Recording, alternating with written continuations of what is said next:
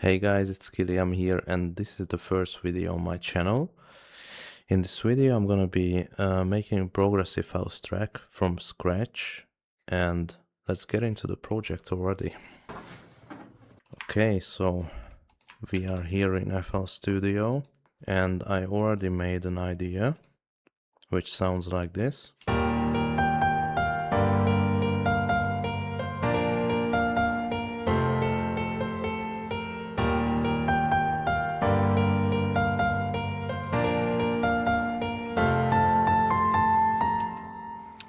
So I'm gonna be showing you every step of how I'm building a progressive house drop in this first part, and then the second part is gonna be about making a break. Okay, so let's start with the leads, I would say. One of the most interesting parts. For this, I'm just gonna open up an axis, and I think I'm gonna add some bells. I always do this because it gives some nice touch.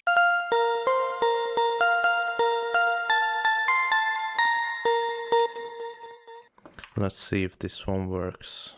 Okay, so this is gonna be the first lead, and I think now we can add some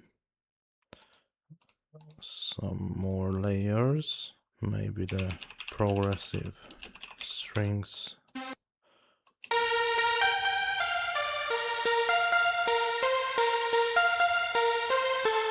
Which is a very fat solid.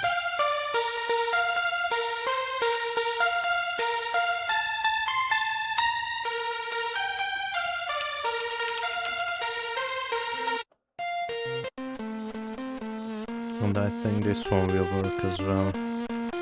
Some messy lead sound.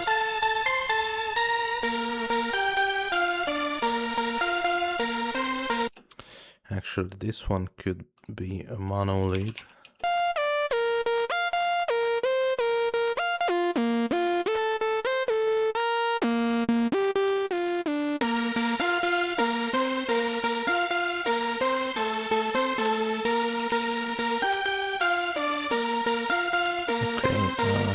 This one's a great mono-ish sound, I would say, which gives some body and power to the lead stack.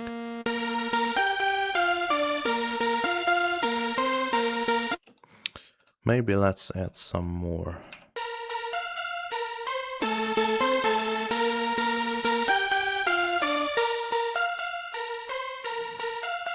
Something like this, yeah. Okay, I'm gonna add my signature square lead,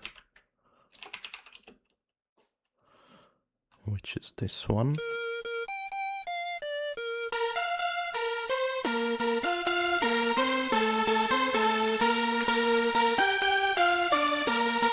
I think this lead stack needs more attack, so I'm gonna find another layer for this purpose.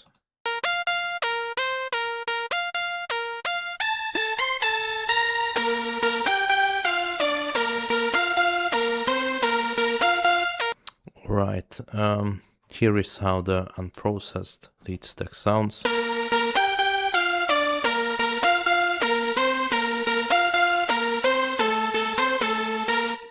And let's add this to the mixer now, and I always make a lead bus where I process all the leads. Okay, I think this is a good foundation. Let's process the leads. So the first thing is gonna be low cut. I do this around 200 Hertz already. So I do it around 200 Hertz. I always add soothe as well to the leads, and I use this preset but 100%, the harsh synth one, which makes it more clean. Okay, so next up we can do the stereo image. Something like this should work. Like it doesn't go too to the right, like too much. It should stay around this range. I do the high cut around 10k hertz, low cut, let's see. Decay 4.5. Also 600 hertz low cut.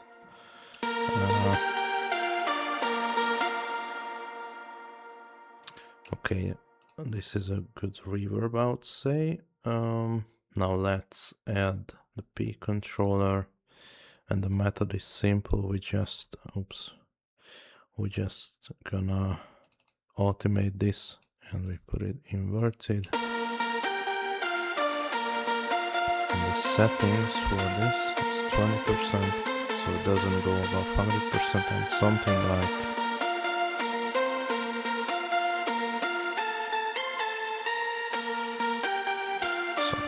this should work.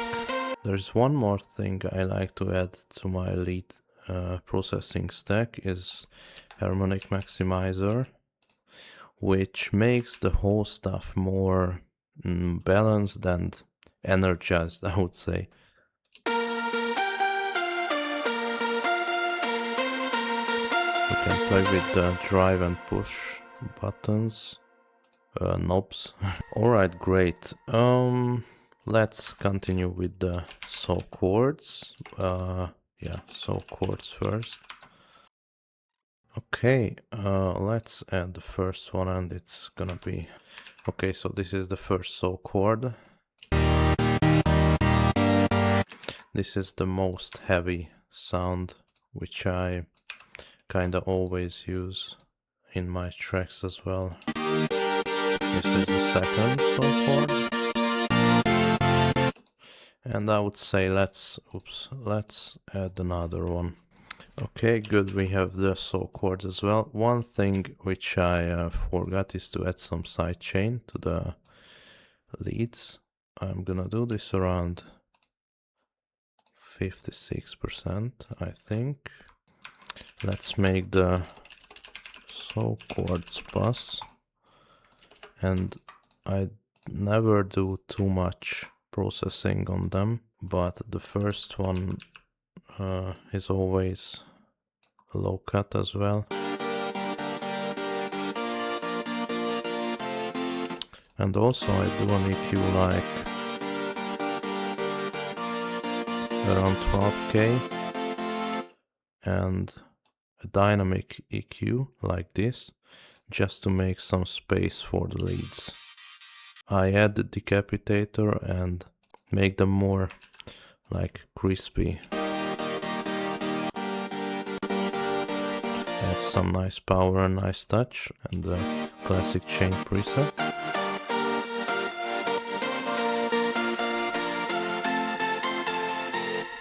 Okay, it's great. Let's add soothe as well, and the synth mids cleanup preset for the chords.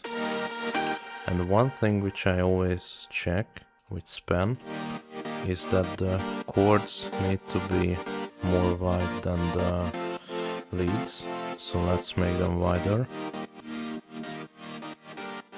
Not too wide, like 40%. Okay, great, the track is coming together well. Let's continue it with the piano chord, which I want to add here for some nice touch. And I can recommend a good sound in Nexus. It's Dance Piano 1. And I'm gonna route this to the saw chords bus as well, processing wise, so it's gonna be the same. Alright, I think the chords and leads are fine now.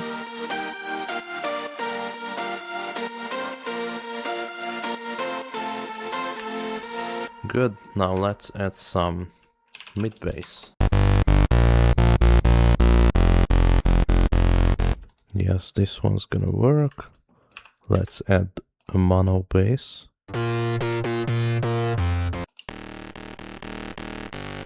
Okay, this is how the bass stack sounds. Maybe we can add some some stuff here to make it more interesting. Okay, I think this is gonna work like this. Let's process the basses now in a bus as well. First thing I do is I use Camel Crusher and the British Clean preset. Okay, second one is a suit, which is in the bass bank and the melodic bass control, and you can tweak this knob to the right so it takes the whole.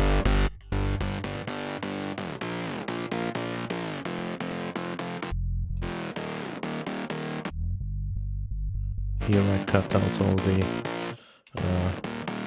frequencies which the sub gonna cover anyways, and I'm gonna add like a 5k high cut, kickstart with the miss chain preset, and now let's see how it works with the other elements. Alright, good. Let's automate the mid bass as well, I mean the side chain. Okay, great. Now we need a sub bass, and then we can move on to the drums and ambient sounds as well. I'm gonna give you guys my sub bass preset in the description.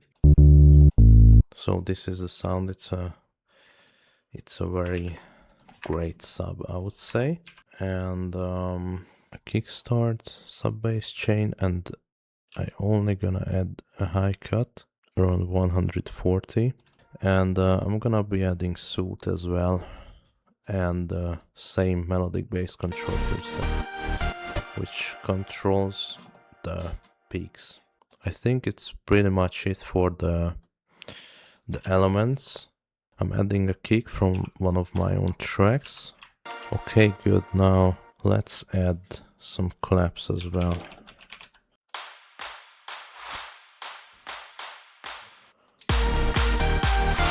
I think these claps will work.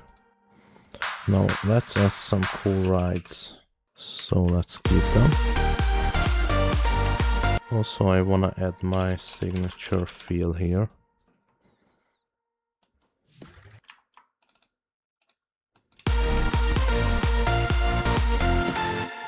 Which is 124 BPM from my track Fade Away. Yeah, I think it works here. Let's add the reload impact, which basically everyone knows. Also, let's add some crash effects. Alright, sick. The track is, I mean the drop is almost ready. Maybe I'm gonna add some feels now.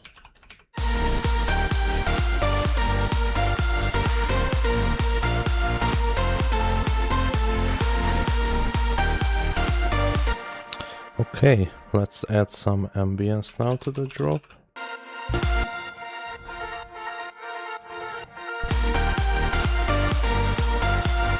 And yeah, I feel like we have a strong foundation for this track, and it's mostly ready, but I would love to do some very quick actually, I won't do master, that's gonna be in the last episode. I'm just gonna make some very simple touch where I will make the track at least -6 LUFS, and then in other video, if you guys want, please let me know in the comments, of course, but I can show how I do mastering always, how I make my tracks clean and loud. Also check out the description for some gifts. Okay, so this was it for the first episode. I hope you guys enjoyed watching this, and I'll be here back soon with the second episode as well. Now let's listen to what we have now.